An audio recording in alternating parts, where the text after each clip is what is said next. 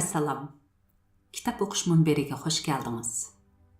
Hozir anglaydiganimiz Tursunoy Yunusning Vatan Söygüsü nomli romani.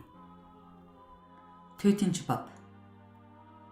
Mahmud Qarıning g'azabi teshib, ochiqdan yerilg'udek bo'lgan bo'lsa-mu, onasi bilan singlisini bu kunlardan omon eson o'tkazmoqchi bo'lib, kech-kunduz ularning g'amini yedi. Biror shapini olgan hamon ularni gamiga kirgizib etdi. Chınq tush vaqti.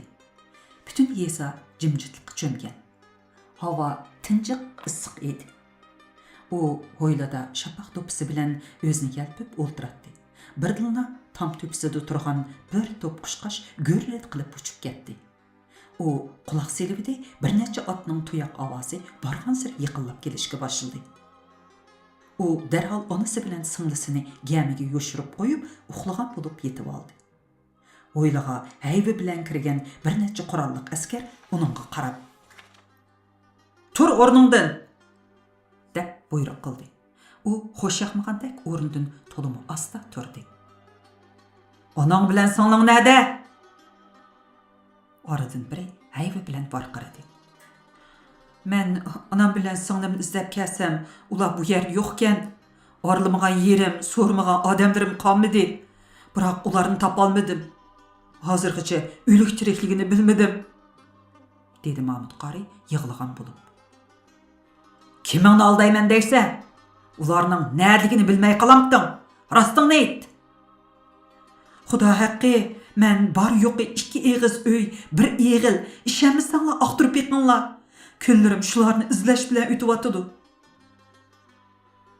"Kim biladi?" dedi o'zi bilan bir mahallada o'ltirdigan bir yaloqchi askar. "Sen bu yerda bizga qarshi odam to'playapsan texi. Rostingni ayt, bo'lmasa." Mahmud Qarıning g'azabi o'rlab, savr qochisi toshdi. "Sen bilan men bir mahallada o'ltirgan, bir eriqning suyini ishgan turuqliq bundaq deyishib ketmayli. Bizning oilaning beshiga kelgan shuncha dahshatli kun. Dadam, xotinim, jondan aziz farzandlarimning vafoti uchun ming o'lib, ming tirilyapman. Bir insonning beshiga buningdan o'shiq eg'ir kunmi kelmas? Yana texi bog'la bu ablaqni!" deb varqirdi askar boshlig'i. Ular Mahmud Qarni o'yildagi ujum darqiqa chambarchas bog'lab etdi. "Rostingni ayt, bu yerda nima ish qilyapsan? Uydagilaringni nega qochirib etding?" "U ikki ojizani nega qochira olayman? Hamma yer o'xshashli do'zax bo'lib olsa. Bilmayman dedim-ku, bilmayman. Men ularni topolmay g'am qilib olsam, oh Xudo, bu nima kundi endi? Hey Zuvandaraz, gap bermay no'chilik qilsin-a? Heli bika!" de mush ko'tirdi heliqi mahalladoshi. "Uni yeshinglar!" dedi askar boshlig'i. "Bordigan joyiga berib, jojisini bir yesin." Ular uni bog'loqdan yeshib, otga so'rtib ilib mangdi. Yo'l bo'yi kiyim-kechaklari yirtilib, yuz-ko'zlari, put-qo'llari surilib, terlari ta'tir o'rilib ketdi. Qorong'i tushganda bir yerda to'xtab, qo'llarini yeshib etdi. U daq yerdala bir kecha yotdi. Ana shu kundan boshlab askarlikka tutildi. Askarlikka tutilganlar ichida 15 yoshdan 50 yoshgacha bo'lganlar bor edi. U mana mush kundan boshlab bir zulmatli dunyoni o'z ko'zi bilan ko'rishga, o'z quloqi bilan anglashga boshladi. U yerdagi zulm, o'ltirish, chepish, qiynashlar otdek kuchlik qop yurak odamni tugashtirib etdi. Bir kuni u qozixonaga muhabbisatga berib, u yerdagi ishlarni ko'rib, texim cho'chib ketdi. Bir askar o'g'ir deb maydonga ilib chiqilgan edi. U o'ttir bo'y, qaramtul, qop-qora burut soqollari o'ziga yarashgan 40 yoshlar atrofidagi kishi edi. Jazo boshlandi. 2 askar uning put-qo'lini bog'lab tayyor qildi. "Bu o'g'ri, shunga uning barmoqlarini kesib tashlash kerak", dedi qozoxon. "Men o'g'ri emas, hech kimning bir tiyinlik narsasini olganim yo'q. Faqat Koçudun biri çendazı tepip aldım şu. Onu içip duruşumga meni ular uğur dep varqırdı. Emse nemişti onu 10 kolun bilen kötürüp durup bunu tepip aldım. Bu kimning? Dep varqırmıdan? Dedi Qaza xonum.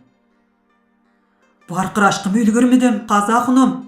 Man rahim qılsıla uğurluq bilen bir nas tepip bilishning farqi bor. Hey oğri! Dedi Qaza xonum g'azab bilen. Sen tehi halal bilen haramni bilmeydikensen. Şu günahın üçün jazoga tortilsan, bilemsen? Bilmen Qaza xonum. Baylar haqni ezip, qon sho'rab shuncha bayliqqa ega bo'ladi. Yeydiganga og'izi, kiydiganga usti yo'q. Necha yuz mo'lab yeri, minglab mollari bor tehi. Bular sap diyonatlikmi? O'zdirchi Qaza xonum.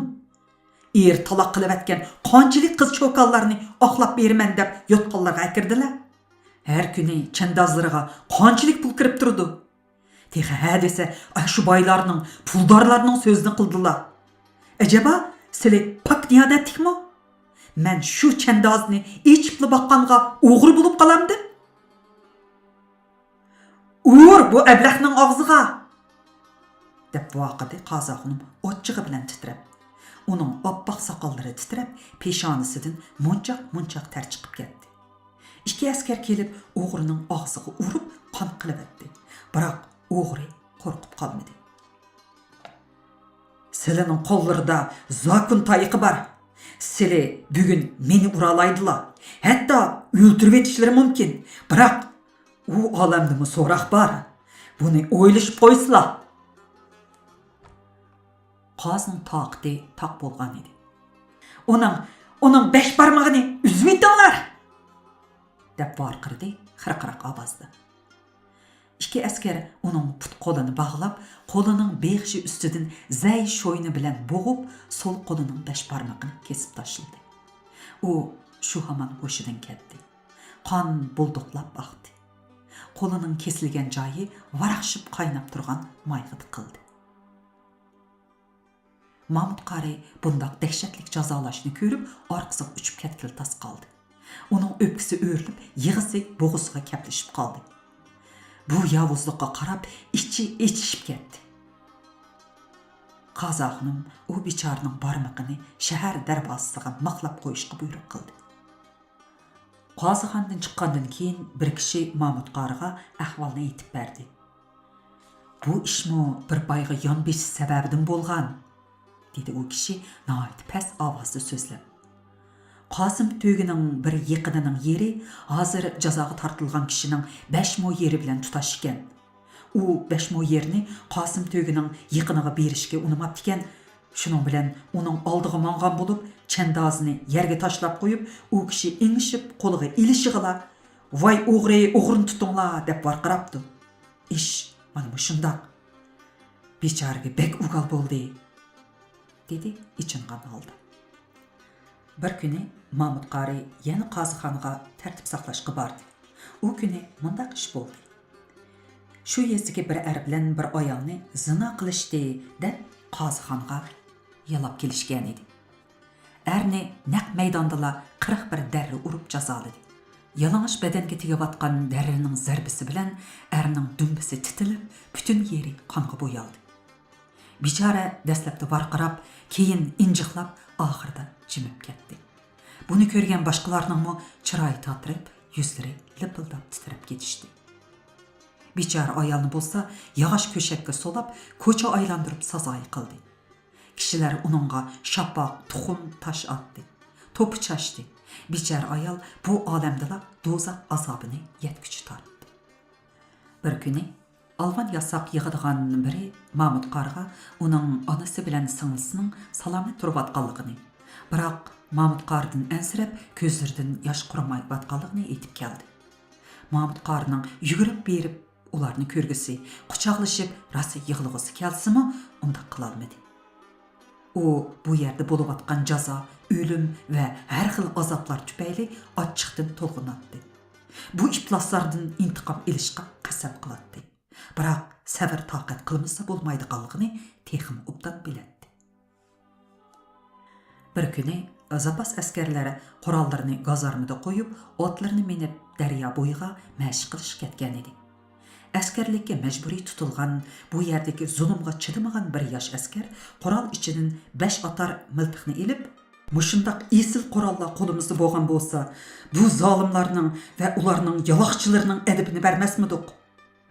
deb miltiqni o'yintishqa qo'li tapkiga tegib ketib, tuyuqsiz bir pay o'q chiqib ketdi. U bechora qo'rqib, g'olildab titrab ketdi.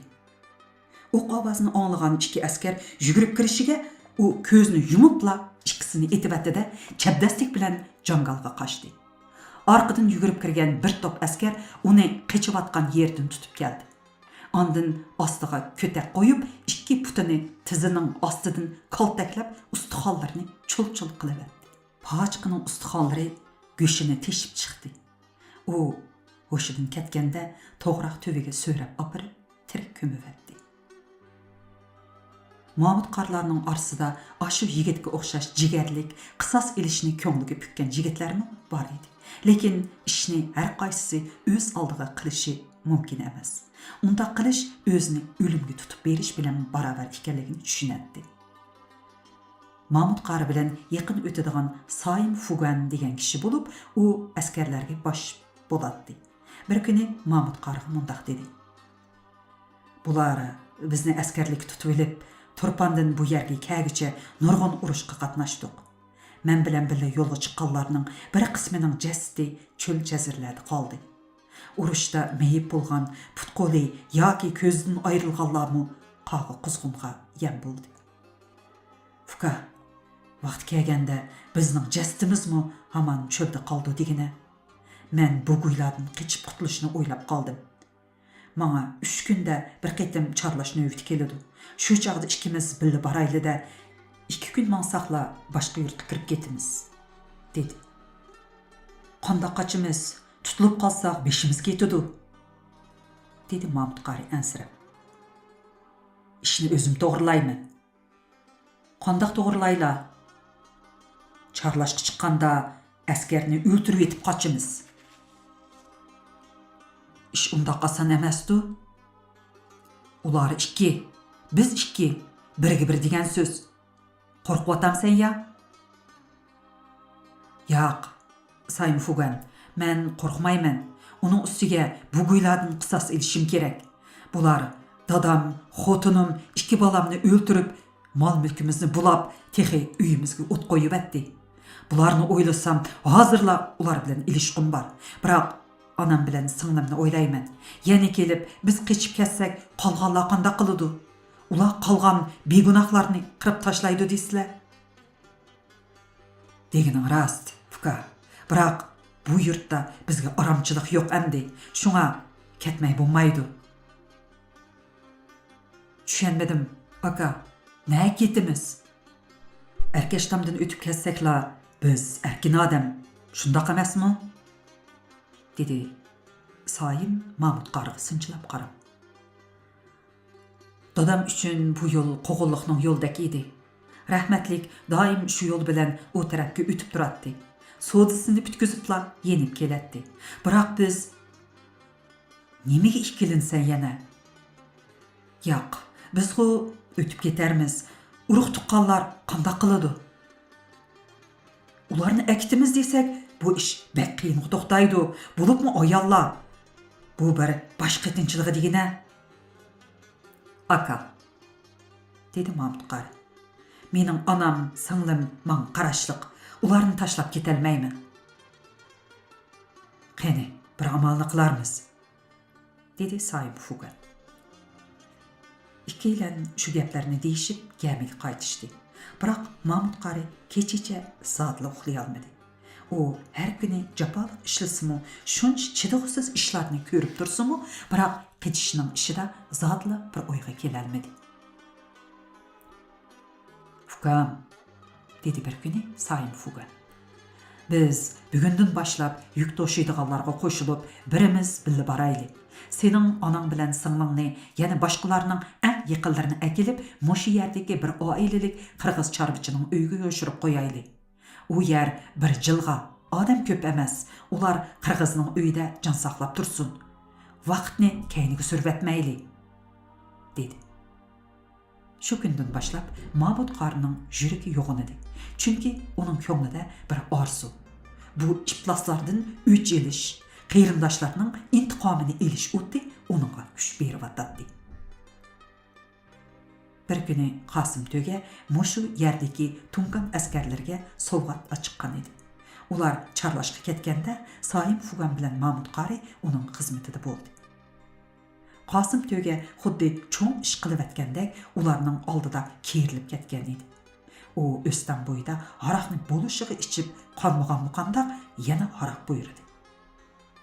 Soyim Fugan 2 shisha aroq olib berdi. Bu chaqda Mahmud qari tipirlab qolgan edi. Buni sezgan Soyim Fugan: "Fugan, nima o'ylayotganingni bilaman. Qanday qilmoqchisan?" dedi. Mushtini ching tugib g'azabga kelgan Mahmud qari: "Uni o'ltirvatsam ozlik qiladi", dedi g'azabdan tishlarini qo'chirladi. Uningda ko'p kishining qon qarzi bor, biroq biz uni o'ltirib qo'limizni qon qilib yurmayli. Amiz qanday qilamiz? U aroqni bo'lishiga ichsin. Xudini bilmagidek bo'lganda uni o'stanga ittirib etibla ishni bitkazayli. Ikkilan o'stan tarafga qarab mangdi. Qosim To'ga aroq botilkasini ko'tarib, olijoqqa varqirab naqshi aytib O'zini bilmagidek darajada mast edi. Shu orliqda biri chilim ko'tarib kelib, uningga tutdi. U chilimni qo'liga elib, xo'r-xo'r qilib tartgan edi. Chilimning sayxonasidan chiqqan ushqun qip-qizil bo'lib ko'rindi. U chilimni bo'lishiga tortib, orqa-orqadan tutunni havoga puvladi-da, pop qilib yerga yiqildi. Mahmud qari bilan Soyim Fugan uni yo'lagan bo'lib, heliq odamga varqirdi. "Chilimni akat!" U odamning qarshisi yetishiga ikkilan Qosim To'gini ko'tarib, o'stanning cho'nqur yeriga tashlab etdi-da, "Xo'sh To'ga, suni qong'ichi ichib, o'zingni do'zaxda ko'rgin", deyishdi kulish. Atsi Soyim Fugan Mahmud qariga: "Bizning sepimizga bir yosh azimat qitildigan bo'ldi. U bek botir, gapida turadigan yigit. Uni men talishib aramizga akeldim", dedi. Mahmud qari ko'nglida Hasanjon bilan qachon uchrasharman deb yurgashga taqozolik bilan so'radi: "Keladigan yigitning yaxshi tarafini bek qildingiz. Uni qachon ko'ramiz?" "U zodi bir ko'rishga tegishli polvon. O'zi kam so'z, biroq gapining urani bor. Chiqishqoq ham kelishgan yigit. U shundoq chavandozki, otni qushdek choptirdi. Kelganda ko'rsan, uni cho'qim yoqtirib qolasan", dedi. Degandek, atsi atiganda Hasanjon ot choptirganicha bu yerga yetib keldi. Soyim Fugan bilan Mahmud qari uni kutib oldi. Mana shu kundan tortib ikkilan billa bo'lib, bir-biriga yor yo'lakda bo'lishdi. Mahmud qari bilan Hasanjon 2 kunda bir qitim charlashga chiqatdi. Jangal tarafga berib kelguncha billa bo'ladi. Biroq boshqalar oldida yiqilligini chandirmaydi. 5-bob. Mahmud qarilar turayotgan bu joy buk baraqsan yeshillik. Bayni suratdek chiroyli joy edi. Mahmud qari daryo tarafga ketib o'tdi. Ufuqdan hilal ay shakllik qilishdek yilinjab chiqayotgan quyoshning ustunki agnisi qum yuziga ko'tarildi. Uning bundaq manzarni tunji qitim ko'rishi bo'lg'achqa, quyosh ko'tarilib bo'lgacha tomosha qilib turdi. Uning yuragi hayajon bilan so'qdi. Quyosh bara-bara ko'tarilib, kuchlik nurini yer yuziga takshi sepganda, haroratlik nur uning ko'zlarini qamashtirdi. "Oh", dedi u hasratlanib o'z-o'ziga. "Bu ajoyib bir joy edi-ku. Mushundoq tilsimat ziminmi hozir tinch emas. Bu yerdami o'q ovozi tinchlikni buzayotdi. Oh Xudo, bu ziminni bulg'ayotgan munofiqlar qachon yo'qilar?" U keyniga burilib, askarlar turgan joyga qaytdi. 2 kundan keyin Hasanjon bilan Mahmud qari birga charlashga chiqdi. Mahmud qari yengila askarlikka kirgashga bek ehtiyotchan edi. Mahmud qari o'ziga qayoqdandir bir g'oyibona o'q tegib o'lib ketadigandek ansiraydi. Chunki u onasi bilan singlisi uchun bo'lsa-mu saq turish kerak edi. Uka Masanjan, askarlikka tutilganning yoqi beshingdan ko'p ishlar o'tgandi-ha? deb so'rdi Mahmud qari bir xil ansizlik bilan atrofga qarab etib. Mahmud qarka, biz majburiy askarlikka tutildik. Xalqqa ziyon salmasak, o'qni joyiga atsak, yana o'g'il boladek yashagan bo'lamiz. Ammo askarlikning xatiri bor. Kimni ot deb buyruq qilsa, shuni etish kerak. Bo'lmasa, buyruqqa bo'ysunmading deb bizni otdi. Bu ikki kemiga dastigandek ishkan. Sizlar degandek xeyli ishlarni ko'rdim. deb so'zini davomlashtirdi Hasanjon. Yurtimizga kelgan bulongchilar borganlı yerda odam o'ltirib, mol-mulk bo'lib, ayollarga bosqinchilik qilib, hisobsiz olvan yasoq selib, xalqni yashg'ili qo'ymadi. Hamma yerda odamning o'liki, yig'izar, yiqit bo'lib turdi. Odamlarning boshlari tomlarga, darvozalarga, ko'chalarga maqlandi. Men bilan birga turgan yoshqi cho'ngroq sabdishim bu ishlarga chidamay, menga qechib ketish yo'lini ko'rsatdi. Bir kuni menga post turish navbati kelganda biz qochdik. Qochgandimi o'lar tirilishimizga qaramay taklimakan qumliqqa kirib ketdik.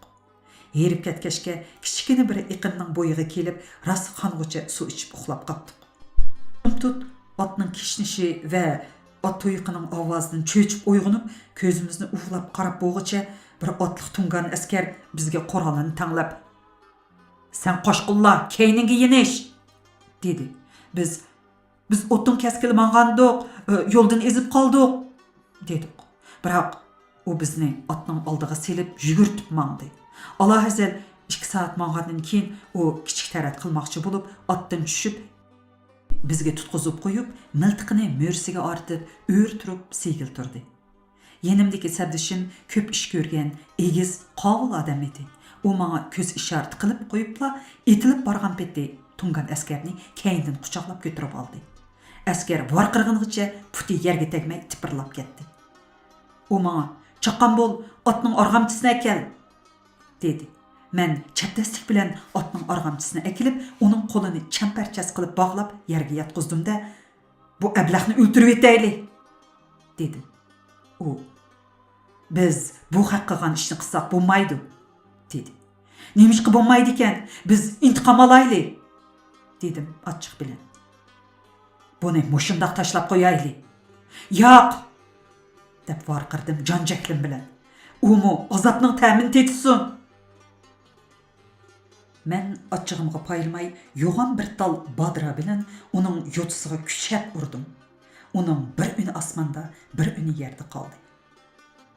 "O'l ablah, mushu jangalda qog'i quzg'unga yem bo'l" dedim o'zimni bosam. U go'y, "Yo'q, meni yolg'iz qo'yma, itibat" deb yelindi. Uningga parvomi qilmasdan yo'limizga mangdik. Bu chog'da sabdishim menga, "Bo'ldi, men sen meni ko'rmagan bo'layli" deb o'z yo'liga mangdi. "Yo'lda qo'shilgan hamra emas" degan so'z rost ekan. Men bir kecha yo'l mengib, qorong'uda amdila eshik oldiga kelishimga 4 do'rg'a meni yerga besib, put qo'limni bog'lab elib mangdi. Men yana askarlikka tutildim. "Qandoq nochi? U yerdan nemish qochib ketding? Osmonga chiqsang putungdan, yerga kirsang ko'kulongdan tortib chiqaramiz. Bilamsan? Endi sen tungon amaldorlarning o'qida o'lasan. Boshqa moling yo'q. Agarchanda boshqa yurtga qochib ketgan bo'lsang, anangni, singlingni solab qiynaytdik" dedi bir do'rg'a. Men shu vaqtda oldimda turgan bu holchilarni urib qiymichimi qilib etishni o'yladim. Biroq anamni, singlimni o'ylab, eg'ir bir tiniq bilan o'zimni tutib oldim. "Mang, ovoyidga odamni achiq" dedi do'rg'alardan biri. Uyga kirsam, qorong'u uyda qo'li bog'liqliq bir kishi yerda yetibdi. Uni sirtqa ochqishimga do'rg'a bir jallodga "Uning beshini chop" deb buyruq qildi. Qo'liga yo'g'on qing'roq tutgan char soqol, qushburun, dividek baslik biri u kishini yukintirib o'ltirg'izdi. Shu vaqtda heliqi kishi: "Ölümge razılık berey, maňa rahim kılыңlar. 2 rakat namaz okup alay, sizlerden ötünüp kalay," dedi. Dorga maqul boldy. U kishi tarat algyly eriq boýuga ketdi. Men içimde namaz okuyman dep qıçıp kesse bolatdygy, nemişqil özüni ölümge tutup berdi dep oýladım. Şu arlıqda Dorgany biri çakyryp edi, u öýge kirip ketdi. Jallat bolsa kolideki kalla kesidigan yuğan qangraqny yeniga qoyup bahraman ügdep oltyrdy. Bir çağda heliq adam eriq boýundan şäp çıkarmay kelgeniçe jallatnyň boynuga qangraq bilen çapdy. Onun beşi tinidan ajrap yerge domulap düşdi. Közü uçuk kalla şunçilik sürlük ediki, onu körüp tenim juguldap ketdi. O adam işikni teşidin takip etip, atqa mindi de meni keynige olturguzup, atni çaptırıp ketdi. O meni xeyli köp adam bar jayga düşürüp koyup, atni çaptırgınıça közün kayıp boldy. "Şunda qılıp, ölümden qutulup qaptı da, haqiqatan batır işken," dedi Mamduk Qari. O batur hem aqyllyk işning yolunu bildigan adam iken.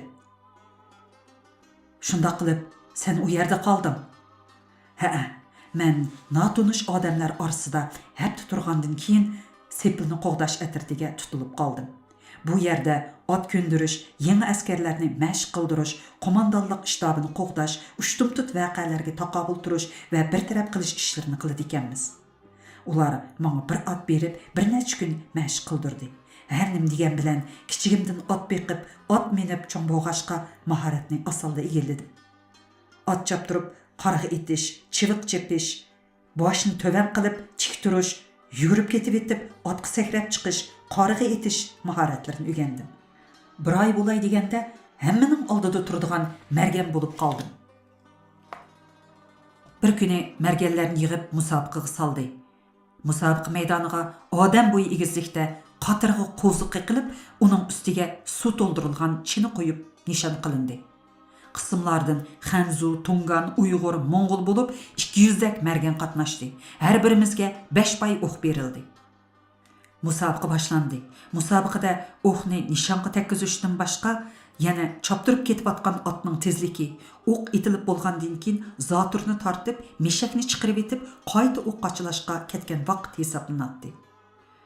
Musabıqada pişanem oňdan keldimi yoki texnikam yaxshi boldimi, 5 pay oqning hammasini dal joyiga tekkizib, birinchilikka erişdim. Meydanda alqış sadalary yaňyrdy. Biroq men buningdan mag'rurlanmasdan aksiçe vicdan azabı tartdım. Her millet jaňçylaryny qurallandırıp, bu eksiyetçi hakimiyetning askerlerini bir-birlep yoqıtıp, xalqni zulümden, alman yasaqdan qutuldurgan bolsam, el teşinip, yurtimiz bayaşat, molçılık bolsa, qandaq yaxşı bolatdy degenlerini xiyal qılıp, aldımdaki askerlerge lanet bilen qaradım. Gazipim taşdy. Qinim qızıp ketip, yani birerini öldürüp sedip, jenimden ayrılmay dep oylap, darya boyuga maňdym. O yerge berişimga bire maňa qarap, zahirhandilik bilen hejiyip, "Sen çentto birinçilikni elip, katta adam bolup ketdiň. Bizning közümüz qızardy. Killäniň birde seni öldürüp etdimen," dedi qaqaqlap gülgeniçe. Özümni zorumga besip aldım. Onunğa gepmi qılmasdan darya boylap tövenge maňdym. Moştumlarım çın tügildi. "Zady öldüretmesem bolmaydy" dep öz-özümge hitap qıldım da arkamga yandım. Onun qolida arak botulkisi suğa düşüp tazy mezzi qılıp atgan eken. Meni görüp, "Hey, Hasan, maňa ýani bir botulka arak sunup ätkine," dedi. Şunun bilen bir botulka arakny kötürüp geldim de, onun qolidaki quruq botulkany eliş arlyqyda arak botulkisi bilen beşiğe arq-arqadan netçini saldım. O avaz çıqırışqymy ulgurelmey suğa garq boldy. "Öl itlas!" degenimçe yatakka qaytdım. "Onun sorqy bolmady mufkam?" dedi Mamduk Qari.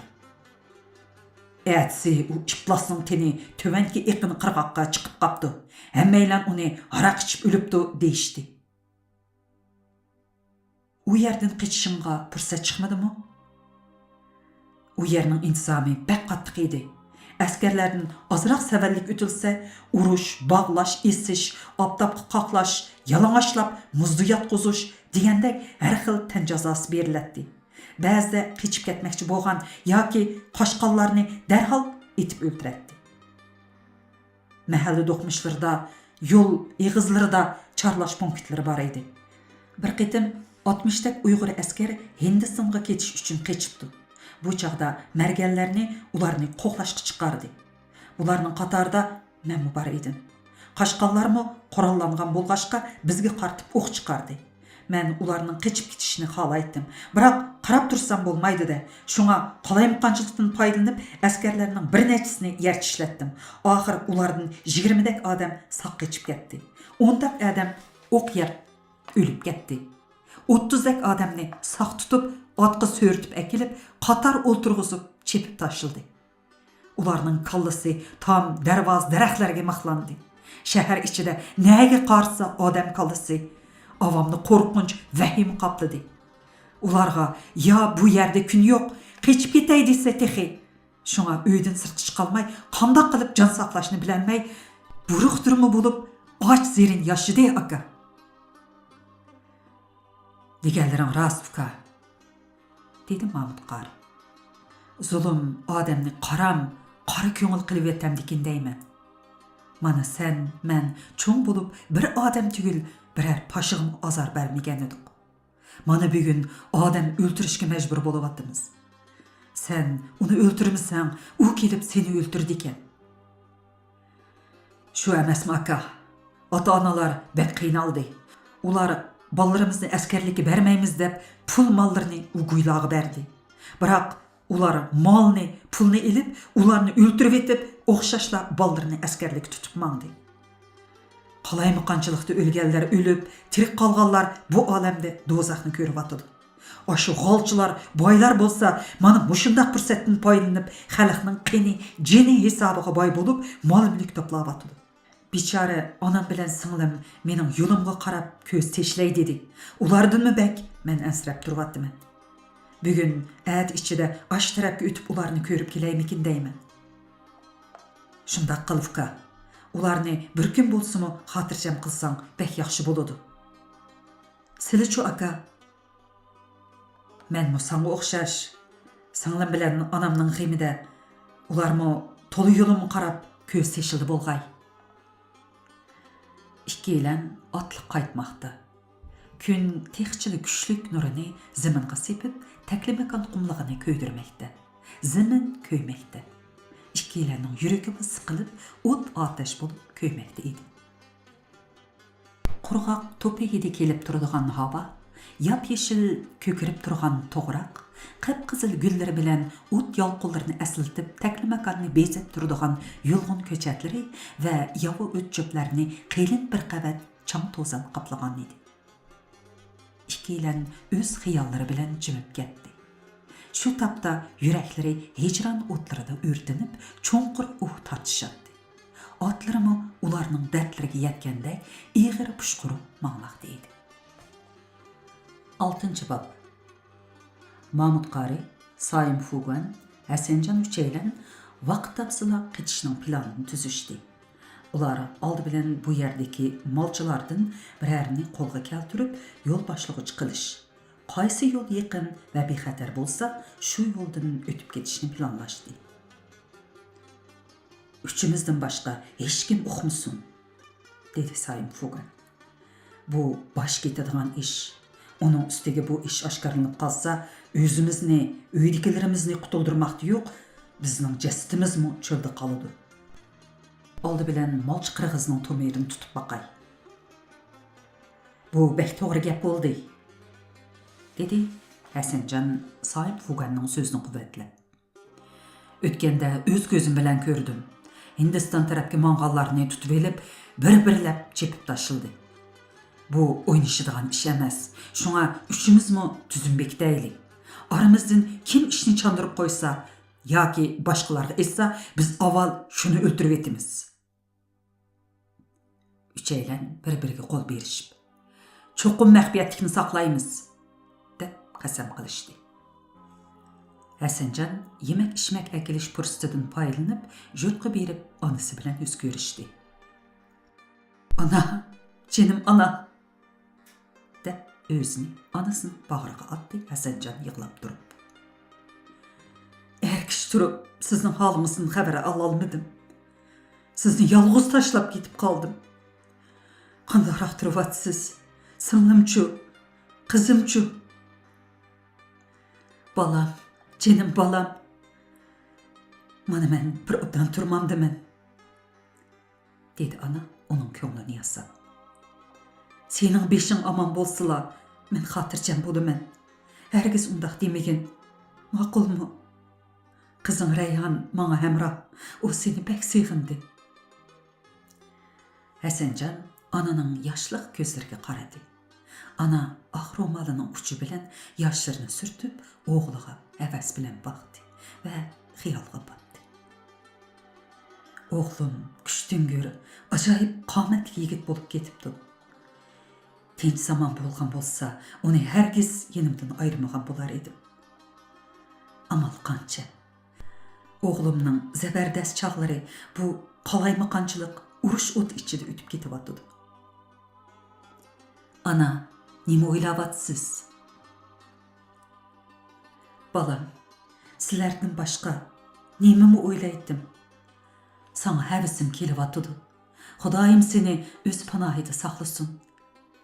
Her az sana bir işini etmaqçıdım. Hasancan anasıga sual nəzərdə qaradı. Senin yoqunda bir iş qılıp koydum balam.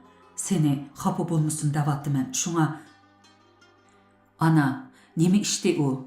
Raz, əmdi soray, sınlımını görməymen o? Ana köz yeşin çandırmasın, asta sürtvetip, eğir bir tindi. Yakından beri kızlarga zatlı aramçılık bolmadı. Hə dese Tungan askerleri keçisi kelip kız çokallarını ep geçip eskilik kıldı. Şuna sınlığını acamның oğluq nikah kılıp çetip koydum. O hazır hatırcam turup atamdı. Şundaq balam, men bu hatırcam bulup kaldım. Seni anlasa rencip qolam dekin dep ensirgendim. Ana, men əti keştislerini elip mağamen. Sınlım bilen erim o biz bilen billimansın. Ana, oğlanın baş ayığı yok gepege hayran bulup, özlerinin näge barda kalgını anqıralmay kaldı. Balam, biz Irak ketmekçi mi? Şundaqırak ana, bolmasa Açam eri bilen kızını elip yurtdan çıkıp ketken. Haber tapsaq, ular avval Hindistan'a, arkadan Keşmir'ge berip şu yerde turup kaptı. Yakında sınlığın bilen eri yana şu yol bilen ularının yenik ketmekçi bolup attıdı. Ana, bu bexaterlik o. Şundaq gen balam, ular malçı siyaqıda kiyinip, mal haydap ütüp ketmekçi boldu. Burunqlar mı şundaq qıp kiken. Adam bek köp bolup kesse iş bozulu diken, şuna az-azdan yoşurunu ötmekçi. Ularını ütküzüp koyduğallarga pul, eriq mal berdi dikenmiz. Texi çegir eğizığı kelgende ondan alı diken. Bu iş bek işençlikmiş. Ana, ondaqda sizni men əktey, men sizin ayrılalmaymen. Dedi Hasancan anasının közlerine tikilip durup. Balam, bu yerinin həmmə işləriga biz könük. Sizlərinin beşinlar aman bolsıla, mən min mərtəm razı. Mən bu yeşimdə yurtdan ayrılmayman. Sen kızını elip mağın, sizlər zadı qayerge barmaqçı. Hazır eniq bir nim deyəlməyman. Biz xeyli yiraq jayır berişimiz mümkün. Siz zadı mağmayman desiniz, kızım sizge həmrah bolsun. Can sen oңşalganda sizlerni yoklap kelimen. Ana, maň dua berin. Ana bilen Hasancan uzak muңdaşdy. Olara keşqurun namazdigar wagty bilen ayrılmakçı boluşdy. Dal şu çağda Hasanjanның uxlap yatkan kızı Reyhan yugurip çıkıp Hasanjanның boynuğa kire saldı da "Men mi sen bilen birlik ketdimen?" dep turup aldı. Ana bilen Hasanjan bir-biriga qarışıp turup kaldı. "Ne ketsen kızım?" dedi Hasanjan onun beşini sılap. "Sen hazır bir yere ketmen dedim. Menmi barman? Anam yalğız qalmamdı. Çoğ anam yalğız qalmaydı. Acan, akamlar bilen birlik etidi.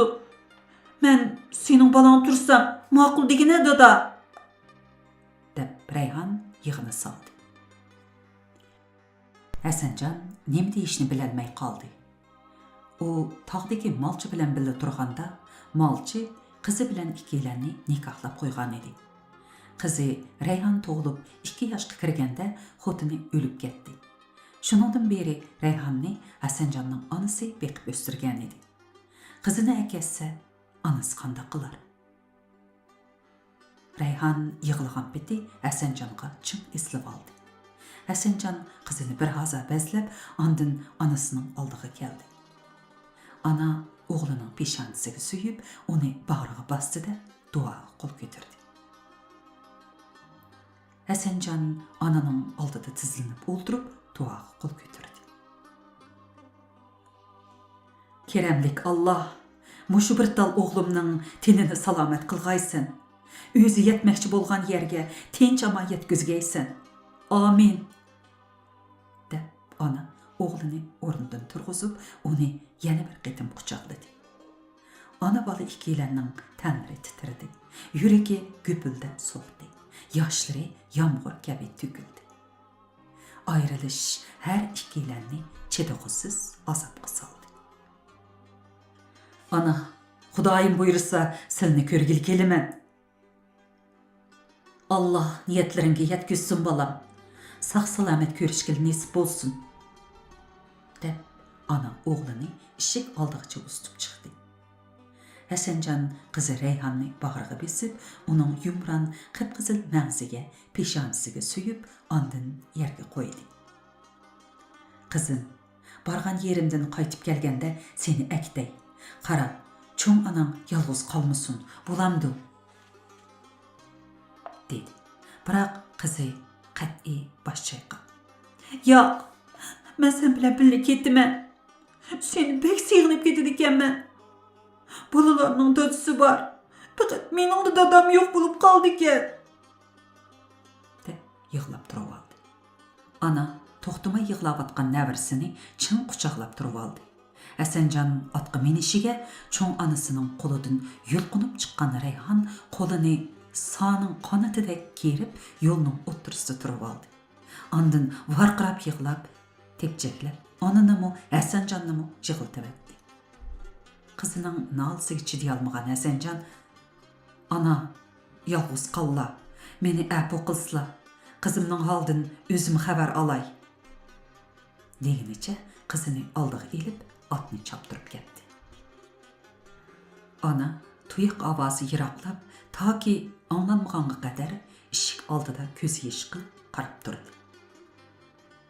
Hasanjan qaytib kelib, kechasi Sayim Fugan bilan daryo bo'yida mundashdi.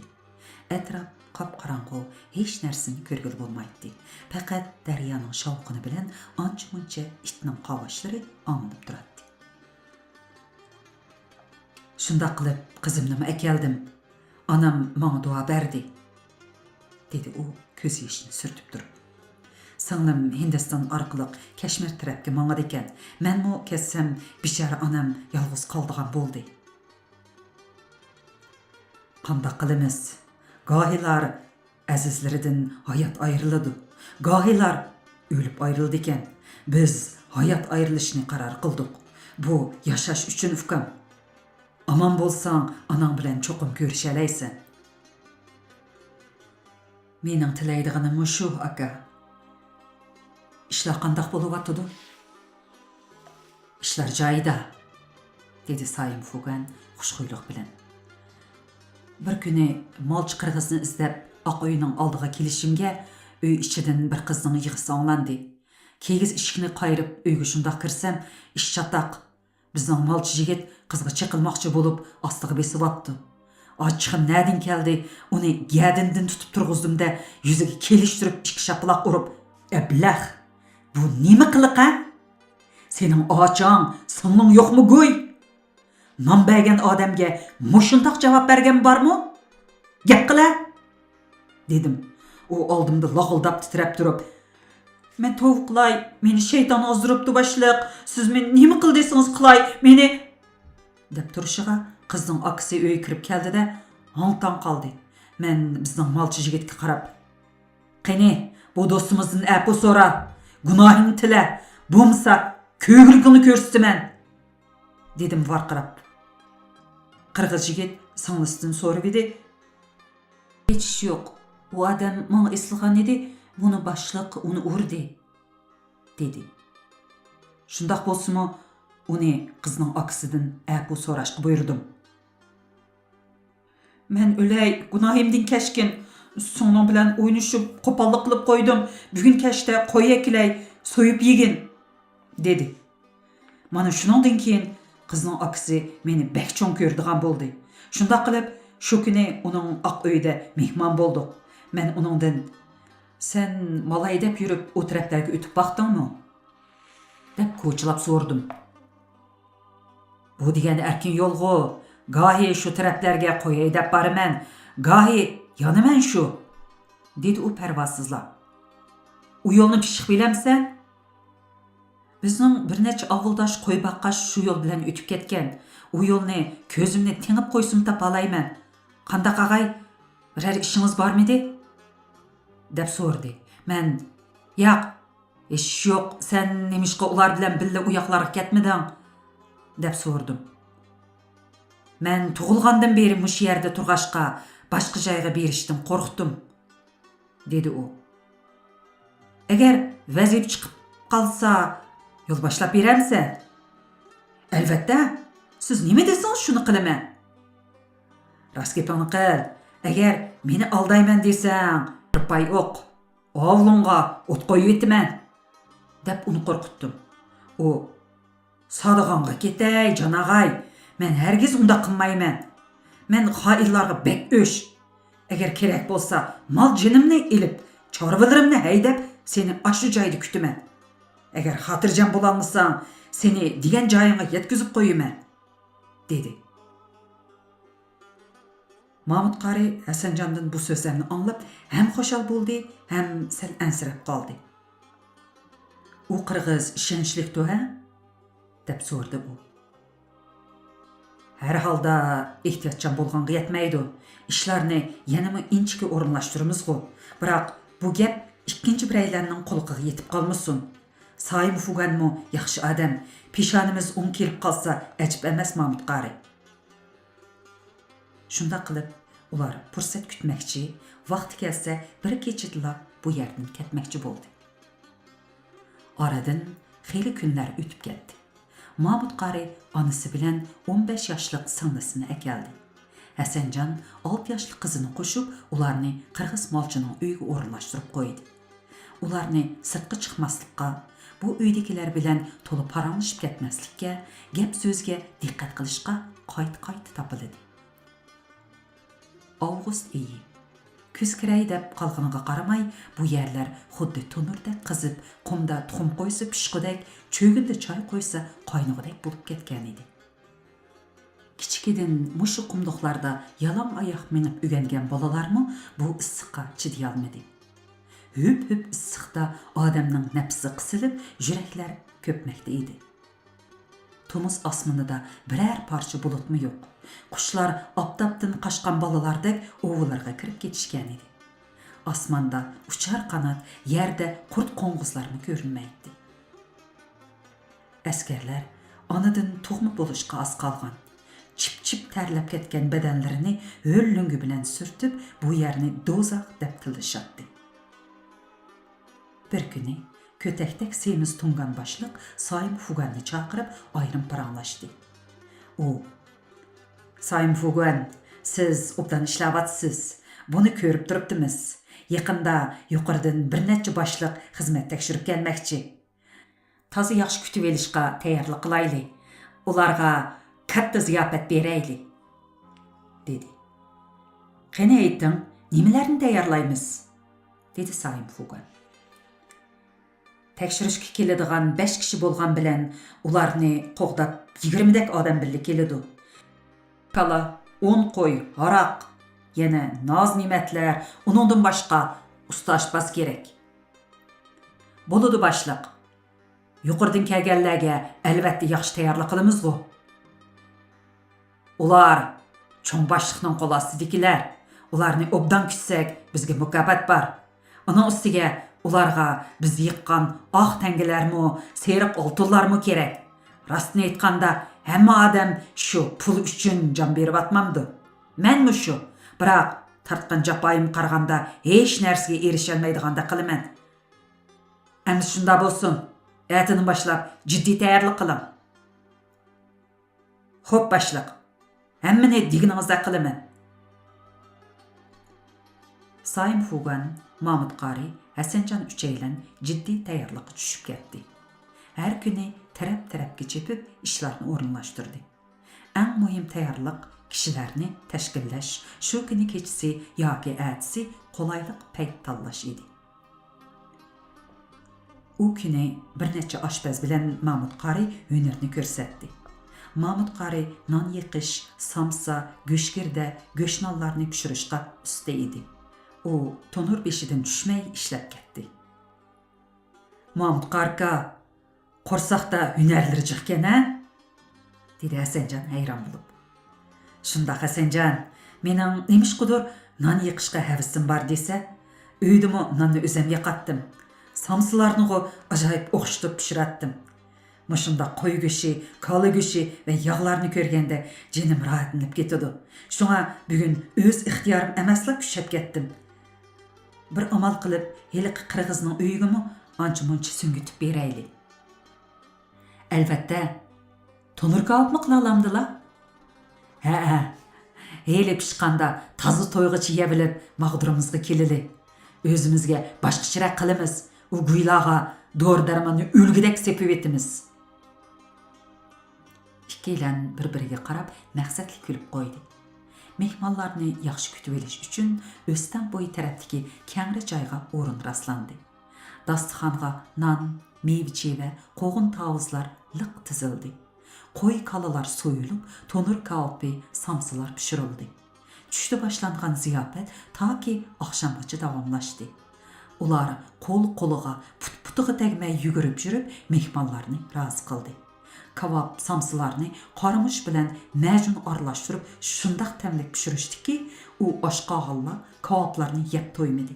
Kashkicha qorni yerilg'idek yeb, aroqlarni o'lgidek ichib, hammani unutib shodlanib, kash bo'lganda malax uyquga ketishdi. Ishik oldida qolgan Tungan, Xanzu, Mo'g'ul askarlariga aroq, go'sht, samsa berildi. Yerim kechada butun atrof timtos bo'lib ketdi. Bu yerdagi kuzatuvchilarmi miltiqini tutqunicha g'arq uyquga ketishdi. Bularning hammasi tomoqqa selingan majunning qarametidan edi. Ular oldi bilan o'q-to'ra miltiqlarni bir harbiga besib yo'lga soldi. Ondan qirg'iz molchining yo'l boshlashi bilan jami 20 dak odam yo'lga chiqdi. Yo'l boshlovchi qirg'iz ularni qo'yib jig'onliq chegir yo'llar bilan tong sahargacha chegirga yaqin joyga akeldi. U yerdami odam ko'p emas edi. Ular ozroq orom olg'ach qurol yaroqlarni bir ozgalga tashlab etib, ondan davomliq mangdi.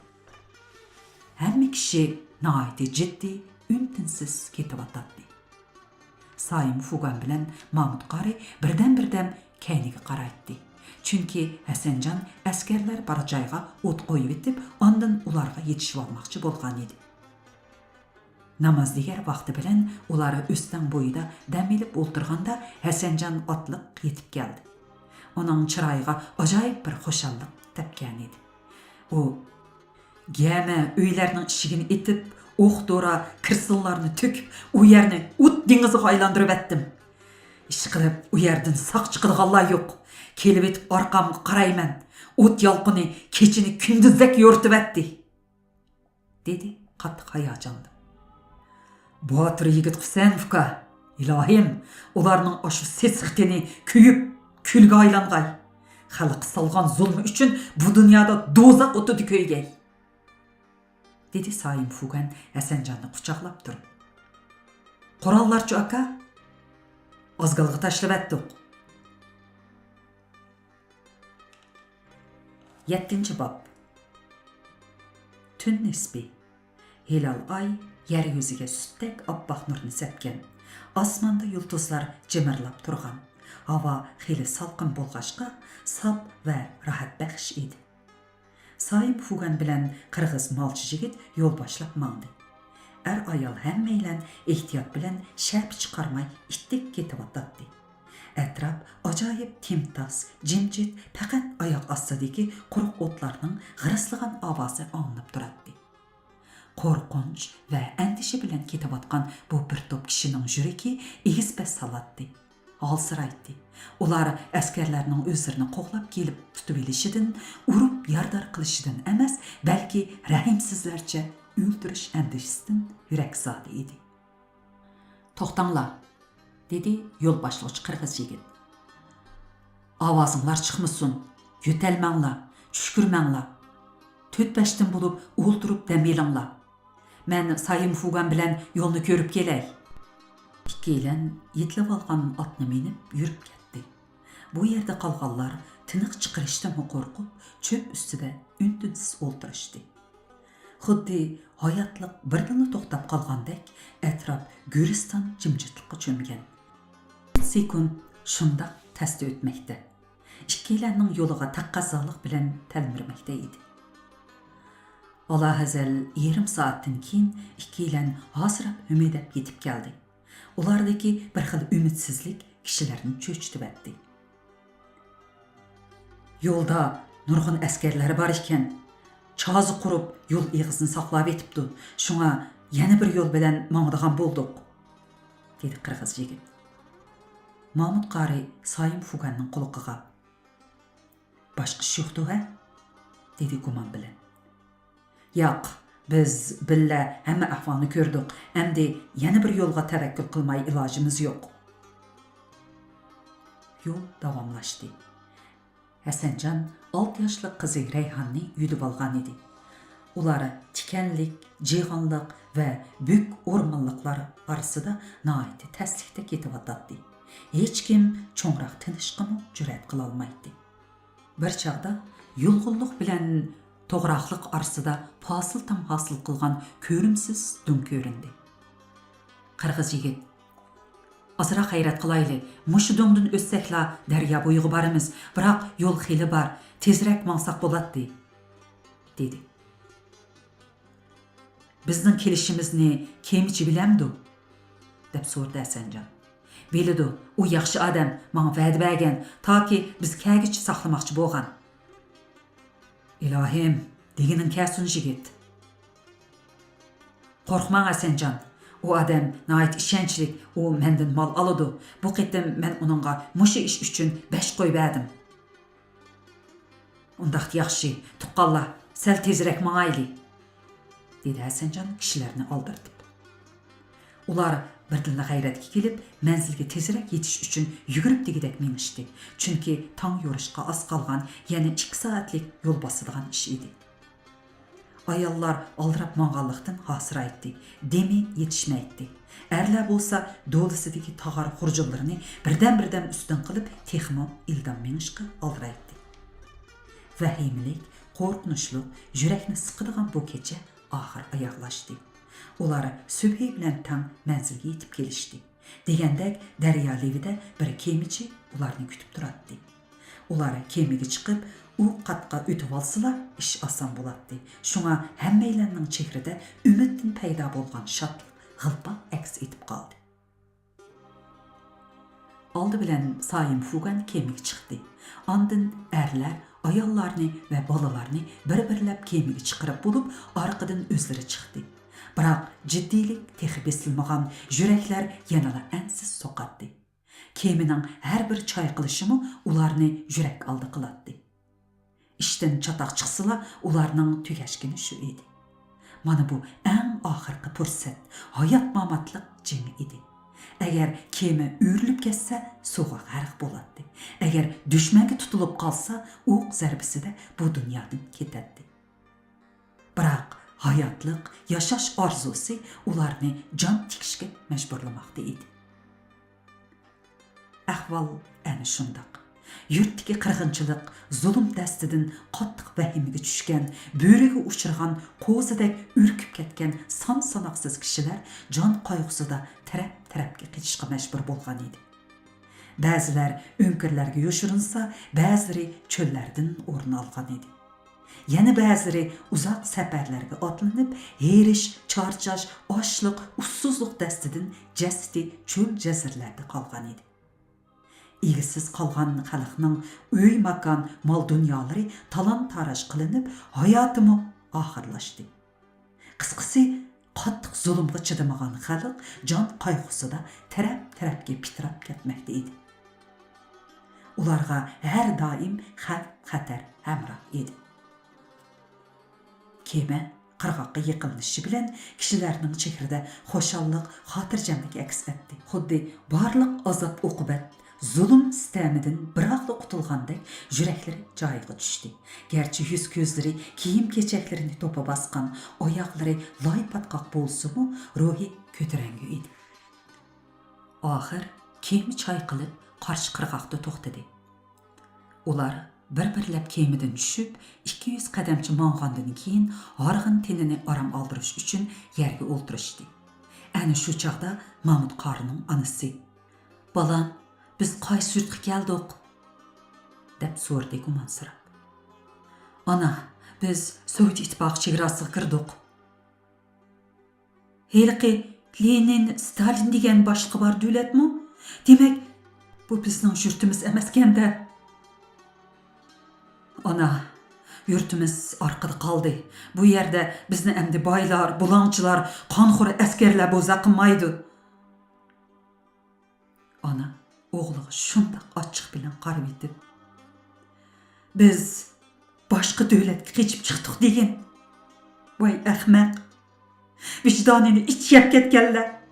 Dadam dunyoni necha aylanib Makka Madinaga beribmi, hargiz boshqa yurtda qolmagan edi. Endi men yoqqa yurtda qolamdi. Onam ko'rmagan, otam ko'rmagan yurtda bizga nima bor?" dedi ta'addi bilan. "Ana, üzrüm bildilar. Biz bek japa tortdik. Jondan aziz mehribonlarimizdan ayrildik. Endi bu yurtga berib, tinch, aman yashasak bo'ladi-ku." "Hey jinim balam, nega barsak qozonning qulig'i tut. Jahonda faqat bizli riyozat chekiyotamdik. Bizli zulmga uchurdikmi? Haq nima bo'lsa, bizmi shu bo'lar edik. Tirikmi, o'limmi, Allohning ilkidagi ish balam." "Ona, mening bu yurtdan ayrilg'im yo'q edi, lekin hech bir iloj qila olmadik. Dunyoning hamma yerda insonning rizqi nasibasi bor. Bu yerga kelib bo'ldik. Endi bir necha vaqt turib boqayli. Ko'nalmasak, yana qaytib ketsak bo'ladi-ku. Men sizlarni umr voyat yenimdan ayırmay xizmatlarda bo'laman ana. Xudolik uchun mushu bir qitim mening lafzimni ilik olgan bo'lsalar, jinim ana, ma'qul desizlar bo'lamdi." Mahmud qari onasiga umid, orzu va ajoyib bir xil tanqislikda qaradi. Onaning o'g'liga ichi og'ridi. U birdala bir ishni esiga olgandek bo'lib, andikib ketdi. "Ma'qul balam, yeningdan ayrilmay sen bilan birga yashayman.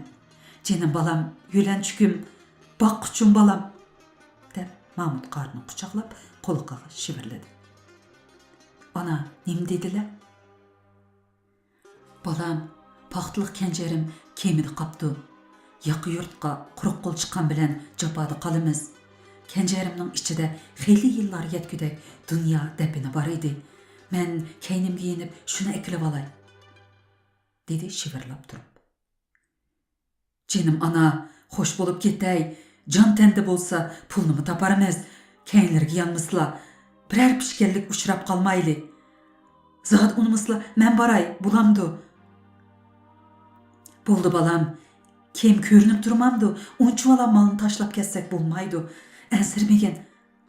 Oldimchi berib kaynimchi yonaman. Hozirlik kelaman." Ana orqasiga o'rilib, shamoldek tezlikda yugurib ketdi. 50 yosh kirgan ona xuddi kuch-quvvatga to'lgan yosh juvondek yuguraydi. Hammalarning ko'zi onada. Har bir sekund, har bir minut shundoq tasda nihoyat osta o'tmoqda edi. Bichora Mahmud qori dakki-dukkida puti ko'ygan to'g'idek turolmay qoldi.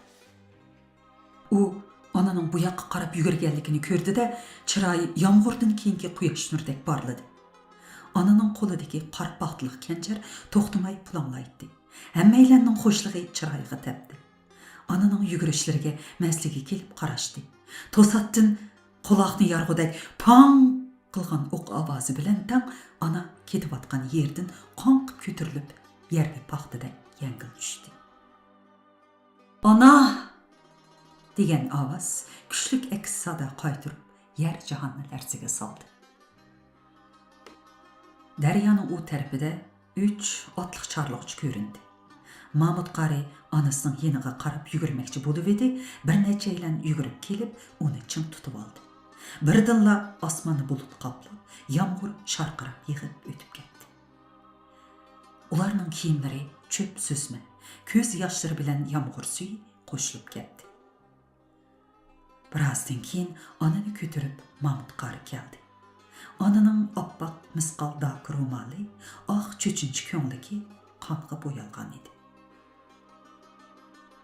Bir necha ari do'ngdagi to'pini ko'lab, onani yerligiga qo'ydi-da, uning ro'yiga atab uzoqdan uzoq duo qilishdi. Marhumning yotgan yeri jannatda bo'lg'ay. Marhumning yerligi mush yerga nisib bo'pti ekan. Allohning hamma yeri o'xshash. Marhumning ruhi amin topqay. Hammaylar qator yukinib o'ltirib, duo takbir o'qib, ko'z yoshlarini surtdi. Endi bu yerda turib berishga bo'lmaydi. Aka, dedi qirg'iz yigit Mahmud qarni yo'lab turg'izib. Taqdir shundoq ekan, taqdirga tan bermay ilojimiz yo'q. Manzilga yetish kerak. Mahmud qari bilan singlisi oyimning yig'isi yuraklarni azdi. Bu oilaga kelgan dard alam haqiqatan ig'ir edi. Mahmud qari dadisi, xotini, jondan aziz 2 o'g'li mana endi onasi bilan qo'shqanda 5 mehribodadan ayrildi. Uning yuragi hijron azobidan laxta-laxta qon bo'ldi. U o'zini ayblaydi. Ruhi chiqib ketgan odamdek behush bo'ladi. Aka, jinim aka. Singlim. Ikkilan bir-birini quchoqlab yosh to'katdi.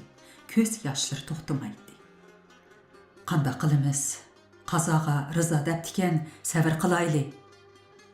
Biz degan banda Alloh taolo o'zi berdi, o'zi elib ketdi. Marhumga duo qilayli. Kishilar ko'p tasalli qildi. Ular ko'z yoshlarini iqitib turib, ko'zlagan manzilga yetdi.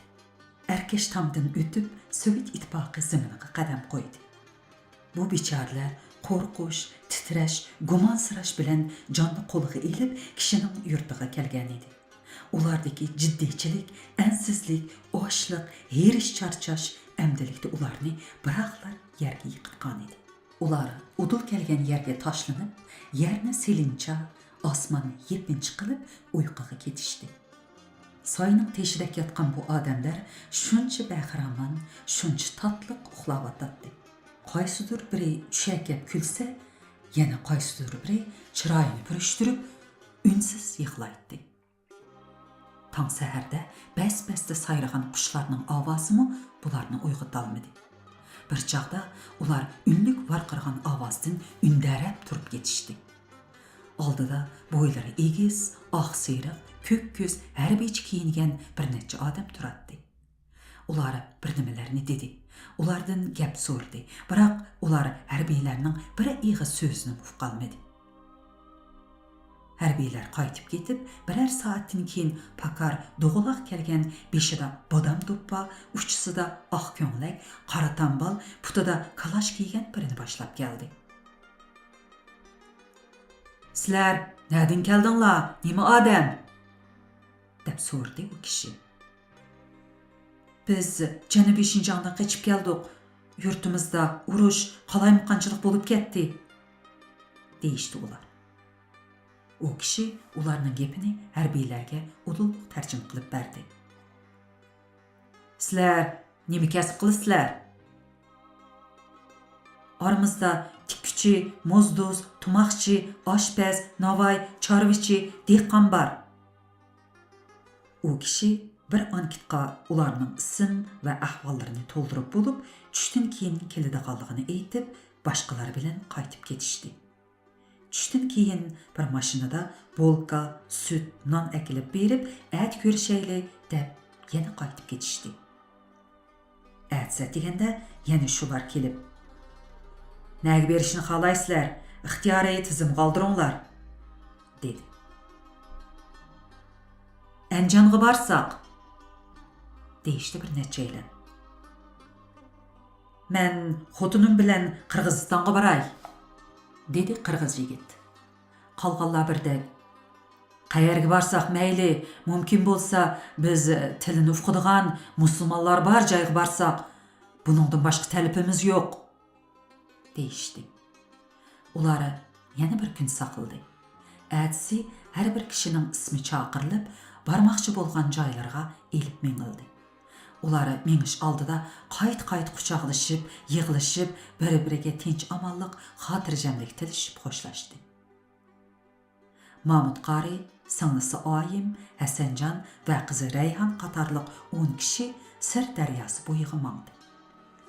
Ular o'zlarini nima qismat, nima taqdir kutib turganligini asla bilmaydi. Faqat tinch omon yashaydigan bo'ldik degan bir maqsadda shodlanib o'tadi. Tursunay Yunusning Vatan Söygüsü nomli romanini bugun mush yergacha anlataylik. Allohga emanet.